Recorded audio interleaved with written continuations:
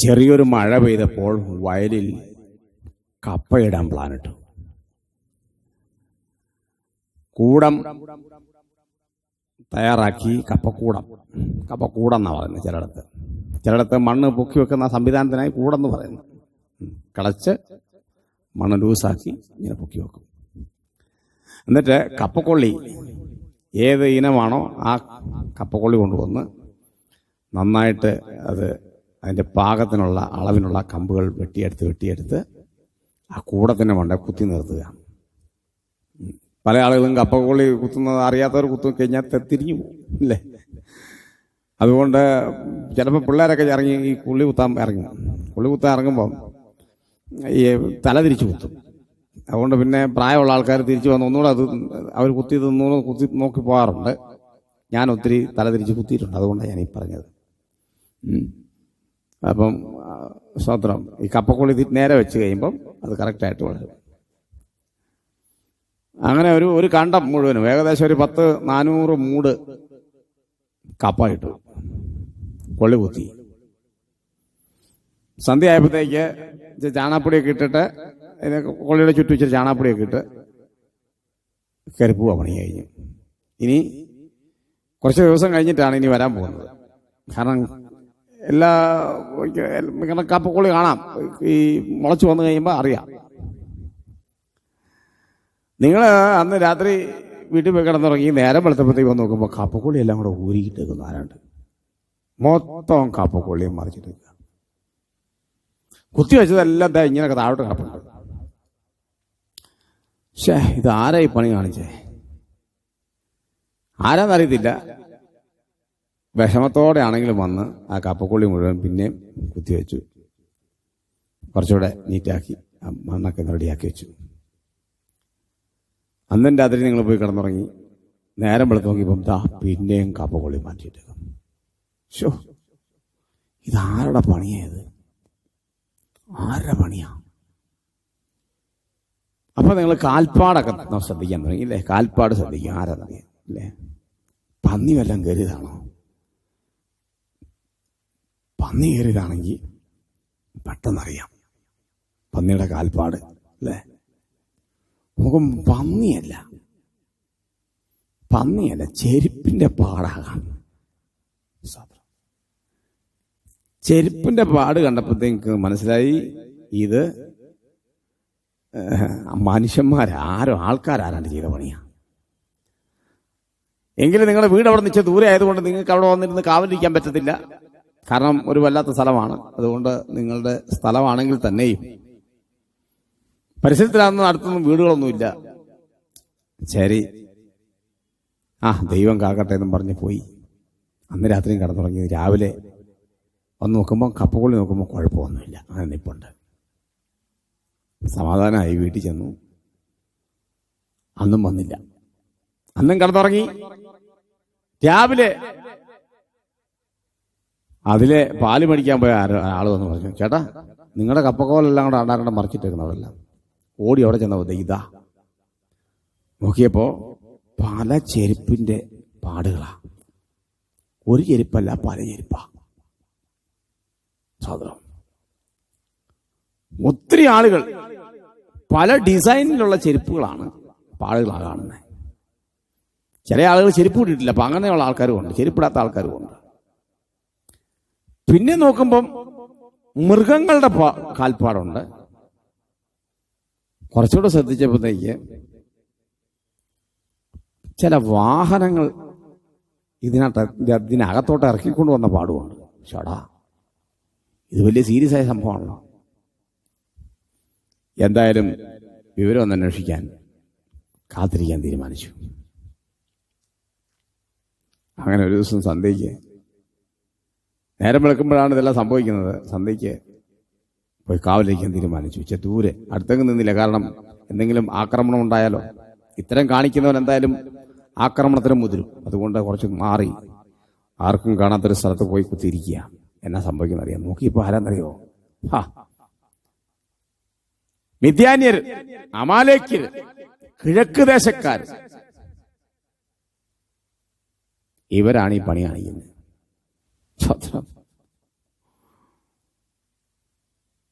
ഒരു സാധനം വെക്കിയല്ല. അവിടെ എവിടെയെങ്കിലും പല പശുവിനെ കെട്ടിയിട്ടുണ്ടെങ്കിൽ അതിനെ അഴിച്ചോണ്ട് പോകും. ആടുണ്ടെങ്കിൽ അതിനെ കൊണ്ടുപോകും. കഴുതേനെങ്ങാനും കഷ്ടകാലത്തിന് പുല്ല് തീറ്റാനങ്ങനെ വിട്ടിട്ടുണ്ടെങ്കിൽ അതിനെ കൊണ്ടുപോകും. കൈ കിട്ടുന്നതിനെ എല്ലാം എടുത്തിട്ട് പോവുക. ഒരു വല്ലാത്ത വേദനാജനകമായ കാര്യം.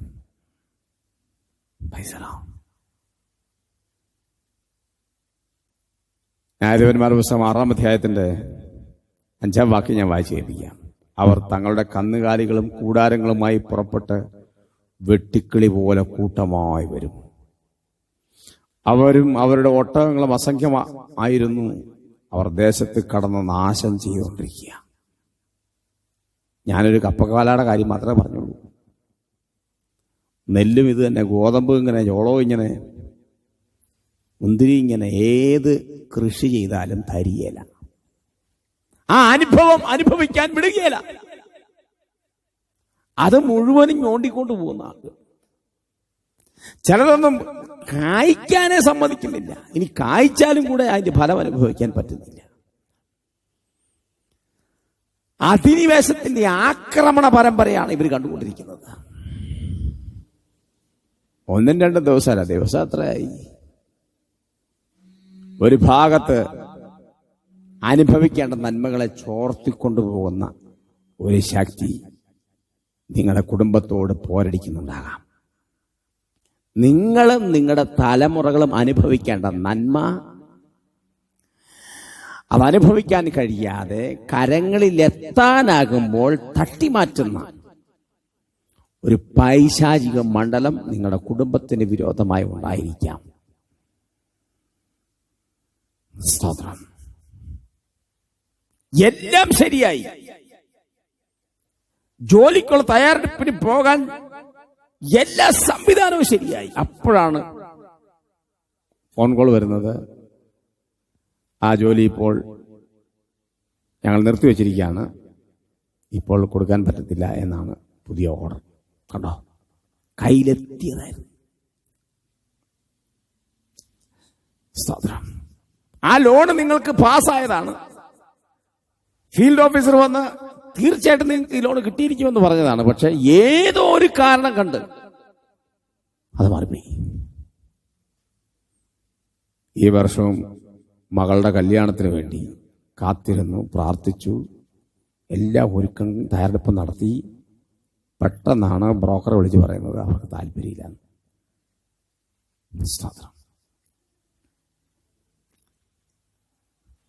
ദുഃഖത്തിന്മേൽ ദുഃഖം വരത്തക്ക രീതിയിൽ ഇസ്രായേൽ മക്കൾ വേദനപ്പെട്ട് നീറുകയാണ്. നടുമ്പോഴും കളയ്ക്കുമ്പോഴും. സ്തോത്രം. ഒരു പാവലാണെങ്കിലും പടവലാണെങ്കിലും വള്ളി വലിച്ച് തലപ്പ് വലിച്ച് കെട്ടുമ്പോഴും അവരുടെ പ്രതീക്ഷ ഇതിനകത്തുനിന്നൊരു ഫലം ലഭിക്കും. പക്ഷേ ആ ഫലം പാകമാകുന്നതിന് മുമ്പേ നശിപ്പിക്കുന്ന ഒരു പൈശാചിക ശക്തി വട്ടമിട്ട് കറങ്ങുക. എന്റെ പ്രിയരെ, ഇങ്ങനെ മിദ്യാന്യരാൽ ഇസ്രായേൽ മക്കൾ ഏറ്റവും ക്ഷയിച്ചു. ഒന്നുമില്ല, സഹായിക്കാൻ ആരുമില്ല, എന്ത് ചെയ്യാൻ പറ്റുമെന്ന് അറിയത്തില്ല. വേദനപ്പെടുന്ന ഒരു അവസ്ഥ, ഇല്ലായ്മയിലേക്കും വല്ലായ്മയിലേക്കും പോയിക്കൊണ്ടിരിക്കുന്ന ഒരു കാലഘട്ടം. എന്താ ഇതിനൊരു പോംവഴി? വല്ല പോംവഴിയുണ്ടോ? യുദ്ധത്തിന് ഇറങ്ങിയാലോ തോറ്റുപോകും. പിടിച്ചു നിൽക്കാലോ നടക്കുകയല്ല, ജീവനും അപായപ്പെടും. ഇട്ടിരിക്കുന്ന സ്തോത്രം വിത്തുകൾ മുഴുവൻ നഷ്ടപ്പെടും. എന്ത് ചെയ്യാൻ പറ്റും? നിങ്ങൾ പല വഴി ചെയ്ത് നോക്കിയില്ലേ? എന്ത് ചെയ്യാൻ പറ്റുമെന്ന് അന്വേഷിച്ചു, പലയിടത്തേക്ക് ഓടി, പല സ്ഥലത്തേക്ക് നീങ്ങി, പലയിടത്ത് പണം മുടക്കി, പലയിടത്ത് യാത്ര ചെയ്തു, പല വ്യക്തികളോട് പറഞ്ഞു നോക്കി. ഒരു പ്രയോജനം കിട്ടിയില്ല. എന്നാൽ അടുത്ത വാക്യം ശ്രദ്ധിക്കണം. 6-ാം വാക്യത്തിന്റെ അവസാന ഭാഗം. ഇസ്രായേൽ മക്കൾ യഹോവയോട് നിലവിളിച്ചു. യഹോവയോട് നിലവിളിച്ചു. യഹോവ തന്റെ ഭക്തന്മാരുടെ നിലവിളി കേൾക്കുന്നു എന്നാണ് സങ്കീർത്തനം പറയുന്നത്. ഞാൻ യഹോവയോട് നിലവിളിച്ചു, അവൻ എനിക്ക് ഉത്തരമരുളി, എന്റെ സകല കഷ്ടങ്ങളിൽ തന്നെ വിടുവിച്ചു. നോക്കൂ, അവരൊരു തീരുമാനമെടുത്തു, ദൈവത്തോട് പ്രാർത്ഥിക്കാൻ, ദൈവത്തോട് നിലവിളിക്കാൻ. ഈ രാവിലെ സമയം ഞാൻ നിങ്ങളോട് കാര്യം പറയാം. നിങ്ങൾ ഭാരപ്പെടുന്ന ആ വിഷയത്തിന്റെ മേൽ എവിടെയും പരാതി പറയാൻ പോകാതെ ആ മുട്ടയിലോട്ടിരുന്നിട്ട് ദൈവത്തോടൊന്ന് പറഞ്ഞേ ഒരു തുള്ളി കണ്ണുനീര് അതിനു വേണ്ടി ഒന്ന് വീണാൽ നിശ്ചയമായിട്ട് ഞാൻ നിങ്ങളോട് പറയാം, കർത്താവ് നിങ്ങൾക്ക് മറുപടി തരും. ജനം ദൈവത്തോട് നിലവിളിക്കാൻ ആരംഭിച്ചു. സ്തോത്രം. നിലവിളി ദൈവത്തിന്റെ അടുക്കൽ എത്തി കേട്ടോ. ദൈവം ഒരു മനുഷ്യനെ എഴുന്നേൽപ്പിച്ചു. അതാണ് ഗിദെയോൻ, പരാക്രമശാലിയായ ഗിദെയോൻ. ഈ കാണിക്കുന്ന പരാക്രമം കാണിക്കുന്നവനോട് അതുപോലെ പരാക്രമശാലിയായ ഒരുത്തനുണ്ടെങ്കിൽ നടക്കും. ദൈവം എഴുന്നേറ്റു. എൻ്റെ പ്രിയരെ, നിങ്ങൾ നിലവിളിച്ചാൽ നിങ്ങൾക്ക് വേണ്ടി ദൈവം ഒരു വഴി തുറന്നു വെച്ചിട്ടുണ്ട്. നിങ്ങൾ നിലവിളിച്ചാൽ നിങ്ങൾക്ക് വേണ്ടി ദൈവം ഒരു വ്യക്തിയെ എഴുന്നേൽപ്പിക്കും. നിങ്ങളുടെ കാര്യത്തിന് തീരുമാനമാക്കി തരും. വിശ്വസിക്കാൻ പറ്റുമോ? ഈ രാവിലെ സമയം അഡ്മിഷൻ ഓർത്ത് ഭാരപ്പെടുകയാണ്. സ്തോത്രം. സാമ്പത്തിക ബുദ്ധിമുട്ടോർത്ത് വേവലാതിപ്പെടുകയാണ്. ഒരു നിമിഷം എന്നോട് ചേർന്ന് ആ മുട്ടയിലോട്ട് നിന്നിട്ട് പ്രാർത്ഥിക്കാം. ഒറ്റ മിനിറ്റ് മതി. ഞാൻ നിങ്ങളോട് പ്രാർത്ഥിക്കാൻ പോകാം. പരിശുദ്ധനായ ഞങ്ങളുടെ ദൈവമേ, സ്വർഗസ്ഥ നല്ല പിതാവേ, അവിടുത്തെ പുത്രന്റെ ഇഷ്ടമായ യേശു ക്രിസ്തുവിന്റെ നാമത്തിൽ ഈ വാത്സല്യ സഹോദരന് വേണ്ടി, സഹോദരിക്ക് വേണ്ടി ഞാൻ പ്രാർത്ഥിക്കുന്നു. കർത്താവേ, പലപ്പോഴും നന്മകൾ കൈയുടെ അടുക്കിലെത്തിയിട്ടും എത്തിപ്പിടിക്കാൻ ദൂരത്തിനടുത്തെത്തിയിട്ടും അത് കയ്യിലേക്ക് ലഭിക്കാതെ വീണ്ടും അത് തടസ്സങ്ങളിലേക്ക് പോയി ദൂരങ്ങളിലേക്ക് നീണ്ടുപോയിക്കൊണ്ടിരിക്കുകയാണ്. ഞാൻ ഈ നിമിഷം ഇവർക്ക് വേണ്ടി പ്രാർത്ഥിക്കുന്നു. കർത്താവേ, അങ്ങയുടെ കരത്തിനാൽ ഈ ഒരു പ്രതിസന്ധിക്ക് വേണ്ടി കർത്താവ് എഴുന്നേറ്റ് വരുമാറാകണമേ. ഇവരുടെ വിഷയത്തിന് വേണ്ടി പ്രവർത്തിക്കണമേ. ഒരിക്കലും ലജ്ജിച്ചു പോകാൻ അനുവദിക്കരുത്. എൻ്റെ ജനം ഒരു നാളിൽ ലജ്ജിച്ചു പോകുകയില്ല. നിലവിളിക്കുന്ന നിലവിളിയുടെ ശബ്ദം കേട്ട് അവൻ്റെ നിലവിളിക്ക് മറുപടി നൽകുന്ന ദൈവമായിരിക്കണം. നിങ്ങളുടെ സ്തോത്രം. ഇപ്പോൾ തന്നെ ചില വഴികൾ ഓപ്പൺ ആകട്ടെ. ഇപ്പോൾ തന്നെ ചില പുതിയ വിവാഹാലോചനകൾ വരട്ടെ. ഇപ്പോൾ തന്നെ ചില ജോലിക്കുള്ള തയ്യാറെടുപ്പുകൾ യേശുവിന്റെ നാമത്തിൽ ഓപ്പണായി വരട്ടെ. കർത്താവ് അത്ഭുതം ചെയ്യണമെന്ന് പ്രാർത്ഥിക്കുന്നു. അടിയന് ഹൃദയം തുറന്ന പിതാവിന്റെയും പുത്രന്റെയും പരിശുദ്ധാത്മാവിന്റെയും നാമത്തിൽ ഇവരെ അനുഗ്രഹിച്ച് പ്രാർത്ഥിക്കുന്ന അനുഗ്രഹമായി തീരട്ടെ. നിലവിളിക്കുന്നതിന്റെ നിലവിളി ദൈവം കേട്ടുവെന്ന് മറ്റുള്ളവർ തിരിച്ചറിയാൻ ഇതൊരു സാക്ഷ്യമായി തീരട്ടെ. പ്രാർത്ഥനയുടെ നന്ദി യേശുവിൻ നാമത്തിൽ തന്നെ. ആമേൻ, ആമേൻ. പ്രിയരെ, വേറെ വഴിയൊന്നുമില്ല.